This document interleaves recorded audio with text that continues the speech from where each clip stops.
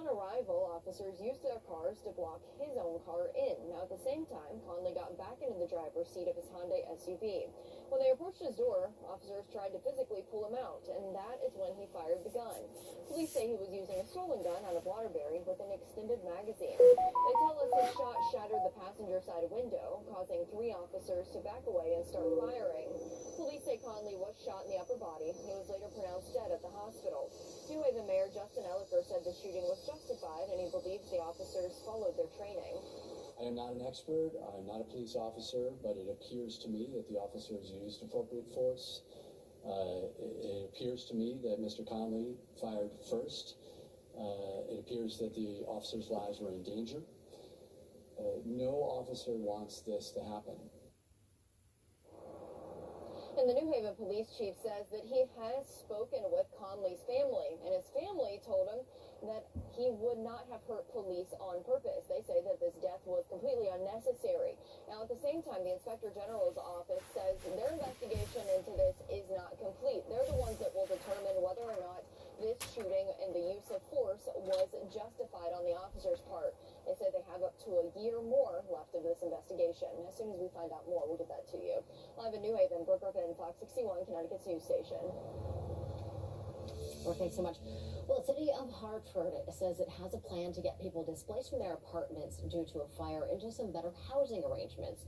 Now, that fire happened more than a month ago, back on August 10th at the Concord Hill Apartments. And since then, the people who live there said they've been relocated to places that are dirty and unsafe.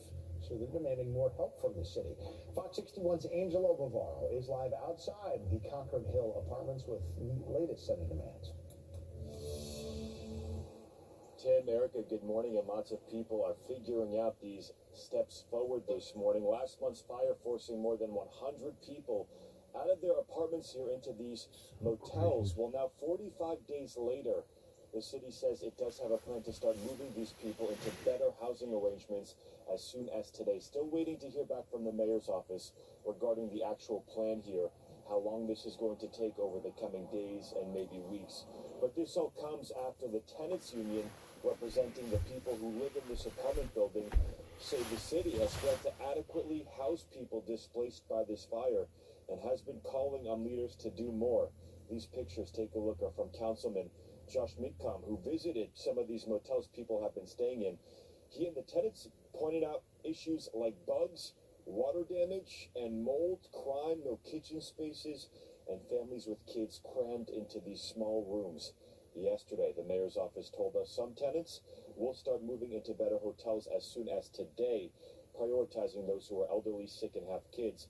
The city says it has also secured an agreement with other property management companies that have vacant units to take in some tenants and have leases transferred over.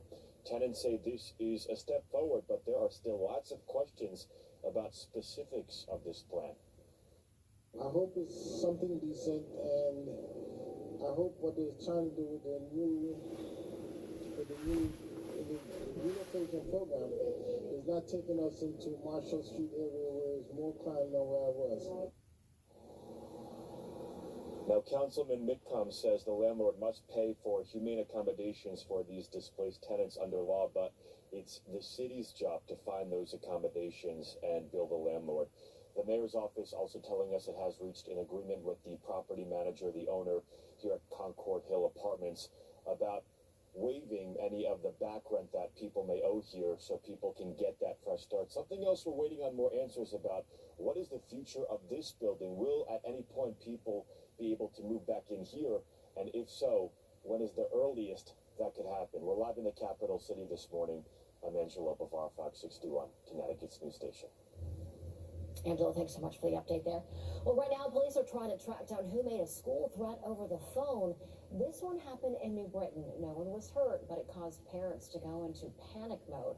Fox 61's Matt Karen with at Vance Elementary School to bring us inside the chaos of that moment.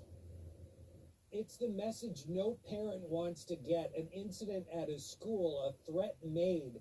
Hours of uncertainty. You could see the worry and the panic on parents' faces, not knowing if their child was okay, now hugging them a little bit tighter.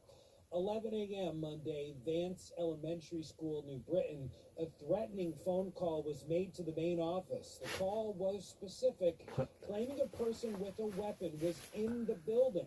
The school went into immediate lockdown. Kids hiding in the corners of classrooms. New Britain police responded with nearly every resource they had and surrounded the school with guns drawn. Panicked parents quickly got word of the incident and descended on the school, gathering on the sidewalks, fear in their eyes, not knowing if their kids were okay. Eventually, it was determined there was no active threat, no weapon was ever found, no one was hurt. Kids were dismissed early as families, one by one, were reunited. I can breathe again. We were having a big lockdown and that was so scary. Because I'm just told us to stay in the corner, and then the police talked to us and said, "Is everybody okay?" And we said yes. What do you want to say to Mom? And then I love her. The New Britain police say this is what's known as a swatting incident. They'll be launching a full-scale investigation to try and determine who made that phone call. And school officials say they'll be resuming classes as normal on Tuesday, but with an additional police presence and more mental health counselors. Reporting in New Britain, Matt Karen, Fox 61, Connecticut's news station. And still to come on Connecticut's news station, Vice President Kamala Harris and former President Trump both making their way through swing states as both campaigns are looking to shore up support ahead of the November general election. We'll check in at their latest events. And deadly attacks between Israel and Hezbollah are ramping up, reigniting the concern of a wider war in the region. How the Pentagon has responded in the past 24 hours. Plus, time to dig up those gift cards you may have forgotten about. We'll tell you about the unbelievable amount of money that's going to waste.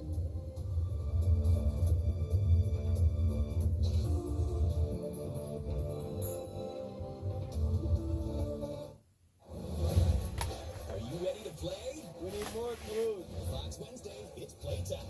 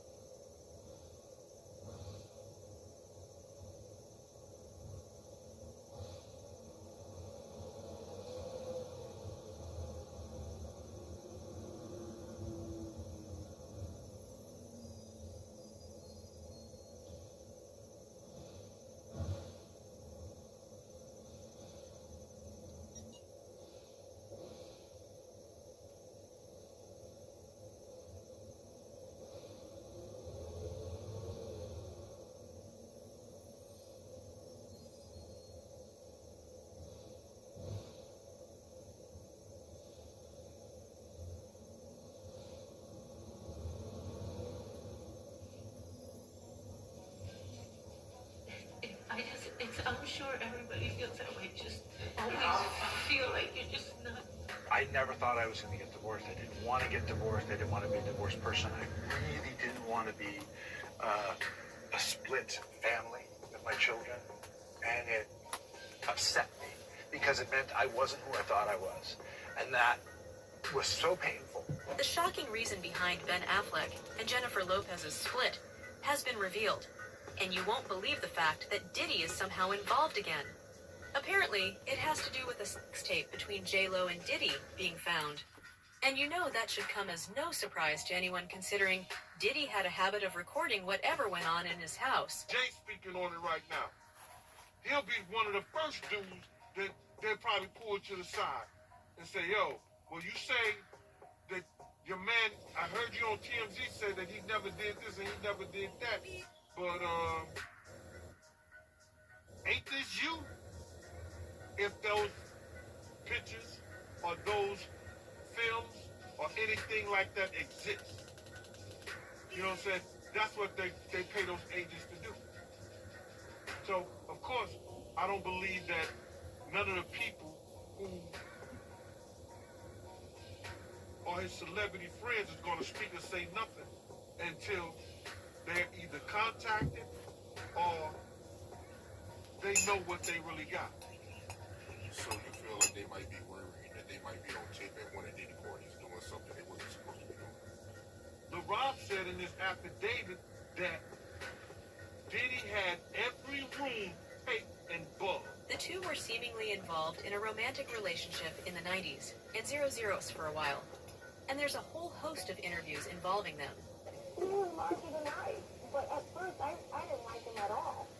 You know, I didn't. I thought he was like, you know, ick. I didn't like him because, you know, Sean and I were very different that way. You know, I was very like family oriented and a kind of a, you know, married. And I was actually, when we first worked together in the video, I was married. You know, I was going through college, nobody knew that. You know what I mean? And I wanted my family. This is so fucking hilarious. And that was who I was. That's how I was raised. This is a great time to be alive, let me tell you. Holy shit. Once I got to know him, and you know, we became friends first, and then Yeah. we developed this bond. Yeah. We understood where we were at that time in our They lives, knew. and They knew how. nobody else understood exactly how we felt. Yeah. So sitting there, being handcuffed to a bench, and you know, I do remember feeling the comfort of someone caring about you enough that They're gonna hang you cuffed to a bench. and believe that we were in this situation. How did this happen? I started looking into her eyes more, spending more time with her, and I just fell in love with her.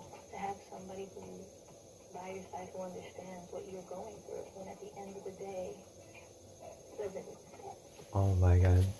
Dude. except to love you. I'm surprised Ben Affleck did not commit suicide from that. In the Lil Rod lawsuit, Jones claimed that Diddy was violent. He still threatened to might. eat his face, flashed guns, and frequently bragged about bribing witnesses and jurors in the criminal case concerning the 1999 NYC nightclub shooting with Shine. Jones's lawsuit also brought up Jennifer Lopez, who dated Diddy for 2 years until 2001. It refers to the 1999 incident when the couple was arrested after leaving a New York nightclub following a shooting. Although Lopez's charges were quickly dropped, Combs was acquitted, while his protege, rapper Shine, was convicted. According to the lawsuit, Jones alleges that Combs confessed to being responsible for the shooting and claimed that Lopez had carried the gun he used into the club that night.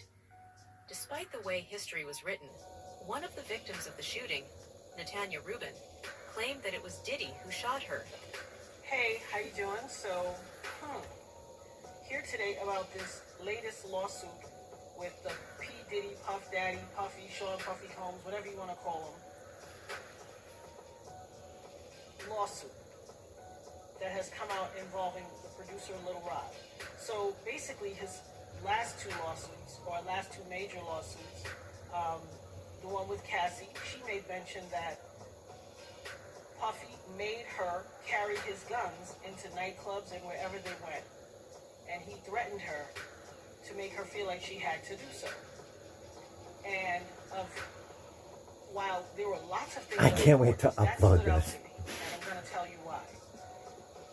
In this lawsuit with the producer Little Rod, they were both SA'd by him and threatened and physically harmed. But in this lawsuit,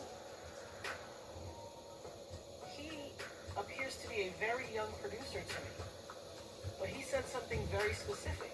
As a means of threatening him, Puffy said, that's why I shot up the club in New York back in 1999 and let Shine take the fall for it. Let me tell you why that's of utmost importance to me. Because I am the woman who he shot in the face in that 1999, December 27th, 1999, Club New York shooting. I have told everyone ad nauseum since then, even the surgeon who did the surgery to take the bullet, I got shot in my face with a 9mm hollow point bullet called a cop killer. I literally have told everyone and never changed what I said. I watched him. I got pow-powed in the face. I watched him fire the gun. I've said it all this time. Even the surgeon who did my surgery to take out part of the bullet fragments that was aspirating into my lungs and try to remove as many bullet fragments as possible testified in the criminal trial that while they were putting me under, I was screaming, Puffy, pew pew me in the face. He testified in the criminal trial. It is in the record. They all knew he did it. Everybody knew he did it. So the cops were in on it too. There's a lot of people in on it. They're all going down. And all these other people and the club owners with their video to hide the video, that's his MO. I told everybody that. This man almost took my life, has traumatized my life, has caused undue harm, irreparable damage to my life, lied his behind off. I've had all these youngins on the internet harassing me, swearing that I'm making it up that he did it, and look what he did to Little Rod. Unsurprisingly enough, J-Lo's mom actually warned her about the type of person Diddy was. According to Gene Deal, she did not want her daughter to date Sean Combs. And you said J-Lo mom didn't like Puffy, right? His mom couldn't stand. His mom never took a present, a gift. If she needed air to breathe, she wouldn't take his last breath. And we know Diddy's the vengeful type, so it won't surprise you to know he did not react very well to breaking up with Jen, and then her eventual relationship with Ben Affleck. Puff Daddy, man, big fan here. Yeah. My question to you is, once and for all, clear it up for us. Is J-Lo's dad the best in the business? And did she have to leave because you cheated on her? You cheated. That's what you told her anyway, right? Let me tell you something about J-Lo. Do you believe how much attention this relationship of hers is getting? It's ridiculous with Ben Affleck. And you know what's sad? It's going to end in a divorce just like the other two marriages. You know it and I know it. He's divorced other marriages. That's In fact, fucking she had a longer hilarious. relationship with you than she had with any of her husbands. Yeah.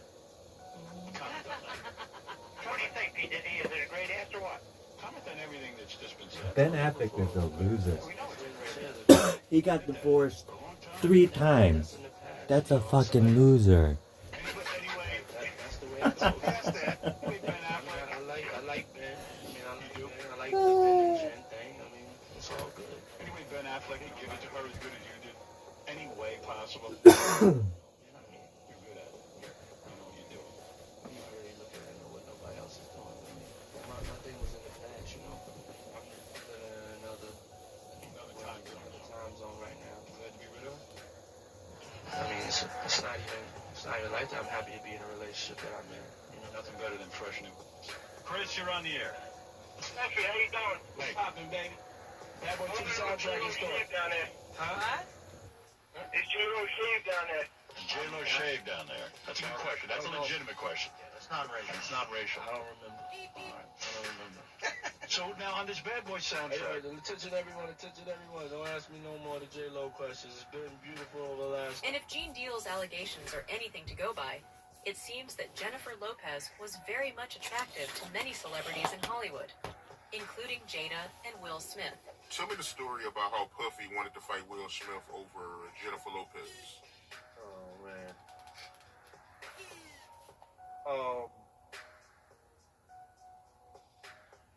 We were at a birthday party that I think either Matt Damien was giving for Ben Affleck. It was this little club. It was at the Four Seasons. Will Smith and his sister and her husband, we were all sitting on this side of the room. Matt Damien, Ben Affleck, Jennifer Lopez, Puff, Will Smith, and Jada was sitting on the other side of the room. So I know Puff so well that he stood up. When he stood up, he walked and did his arm some kind of way, like, and then he was like this, like, 'cause I went over towards him. I know to go over there towards him. So I go over towards him. He said to me, yo, I think Will and Jada is trying to scoop up Jennifer. I want you to stay close, because I was snuffing. So it's clear that J-Lo has quite a history with Diddy. But where did it all start going wrong with Ben Affleck? Page 6 reported that troubles started way back during their honeymoon, where the couple was constantly hounded by photographers in Lake Como, Italy. The source went on to say they would barely speak to each other during what was supposed to be the happiest time of their life. He sold her on him being a changed man, and that lasted a very short time. The New York Post also revisited The Greatest Love Story Never Told, the documentary accompanying Lopez's film This Is Me, Now. In the documentary, Lopez reflected on Affleck's discomfort with some of her artistic choices. At another point in the documentary, Affleck is shown reacting to Lopez sharing his private love letters with her music team. I showed everybody this book. It is every letter and every email that we wrote to each other from 20 years ago and today. You've been showing all the musicians all those letters that... Last week, TMZ reported that Lopez had filed for divorce without a lawyer. The New York Post later noted that Lopez cited irreconcilable differences as the reason for the split. According to TMZ, the couple had been working toward a settlement for months, but discussions became acrimonious, and they still haven't reached an agreement. A source told People that Lopez was done waiting and decided to file on the second anniversary of their Georgia wedding ceremony. She tried really hard to make things work and is heartbroken, the source added. I absolutely love using BetterHelp. Therapy just in general has changed my life. It's made overall just prioritizing my mental health and just my quality of life so much better. BetterHelp is actually the world's largest therapy service, and it's actually 100% online. They have over 30,000 licensed therapists on their platform. To get started, all you have to do is fill out a questionnaire, and that's just going to help them better understand your preferences. And this is actually one of my favorite parts because it actually allowed me to choose whether I wanted a female or male therapist. If you're like me, I really wanted to have a female. I just prefer speaking to a female about my personal subject matters. I was actually able to choose how I wanted to speak to my therapist. So whether that be like via chat, like text message style, video chatting, or whether that just be a phone call, all different therapists have different approaches as well as different areas of expertise. So it's definitely important that you go on BetterHelp and you find someone who is specific to your needs and what you're looking for. I think the best part and probably my absolute favorite part about it is if you start your therapy sessions and you just aren't vibing with the therapist that they have matched you with, you can switch for free. Definitely don't feel bad about doing that at all. We all have very different needs and personalities. So if you guys are needing any sort of help, I cannot recommend BetterHelp enough.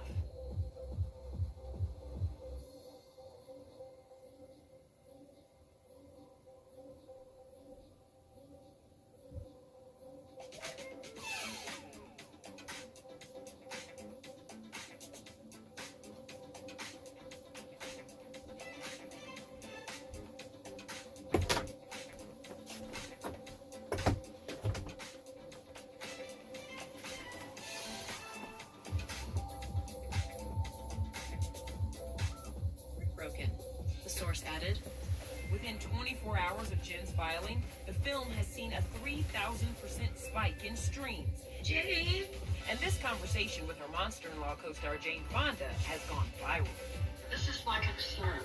Like it feels too much like you're trying to... I think they just all need to get along.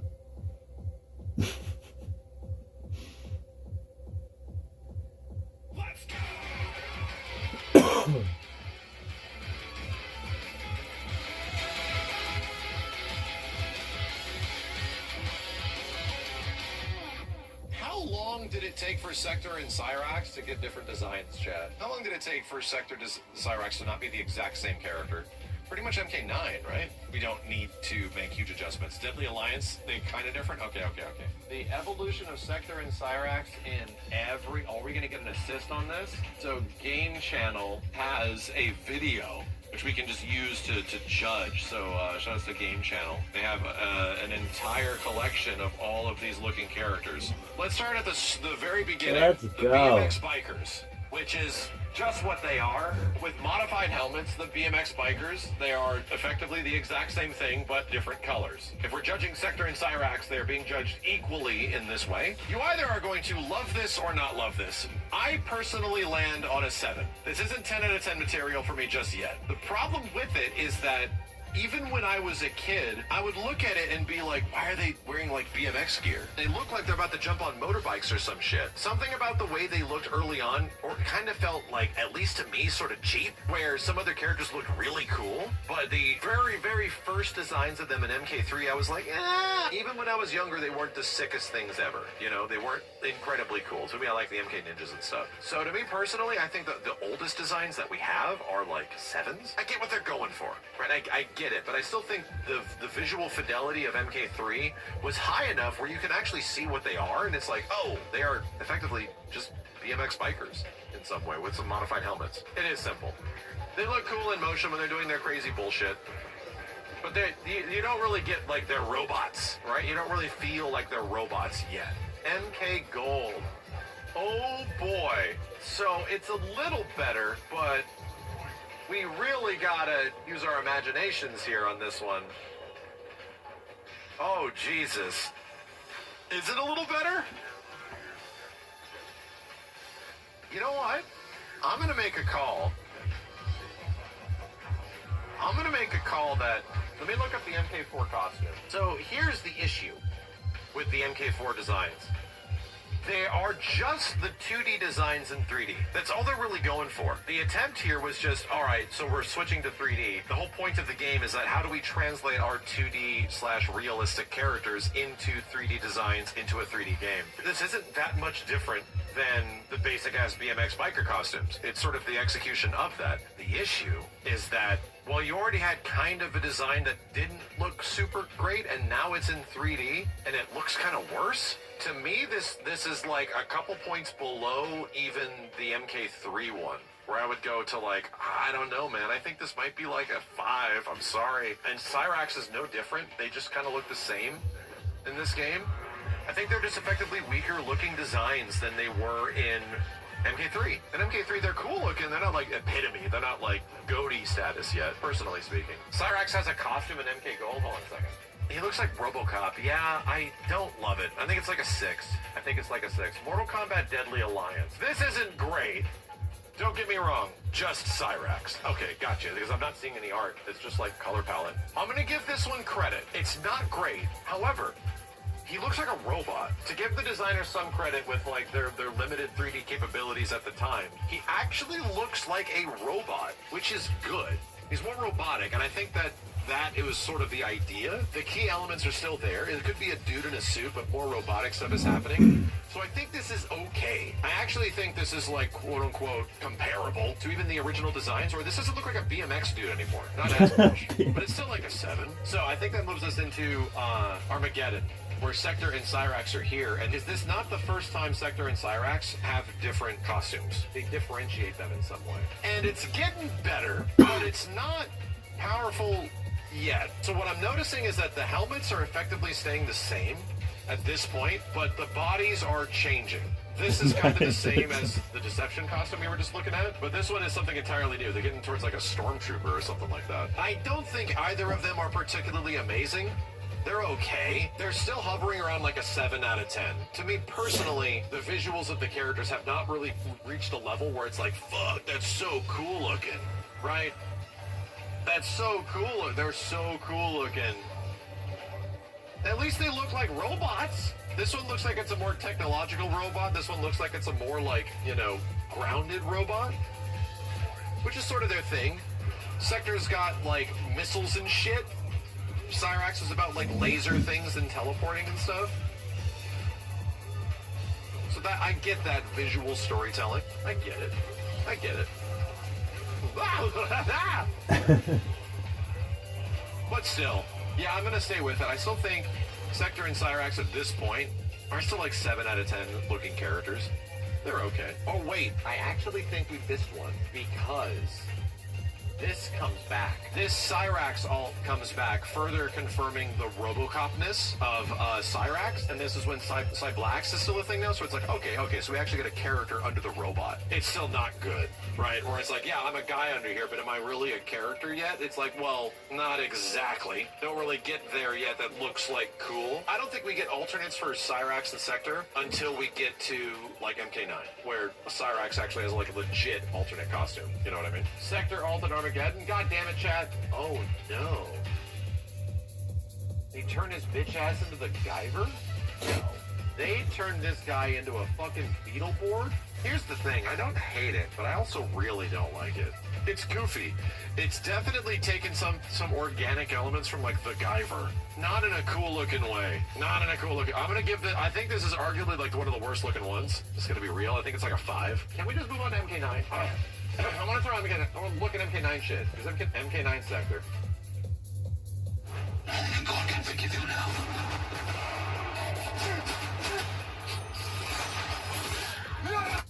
There's MK9 Sector. Bam. It ain't bad. It's really not bad. Thanks for tuning in. One thing I dislike about the MK9 robot ninjas is their extremely skinny legs. One of the cooler designs, the official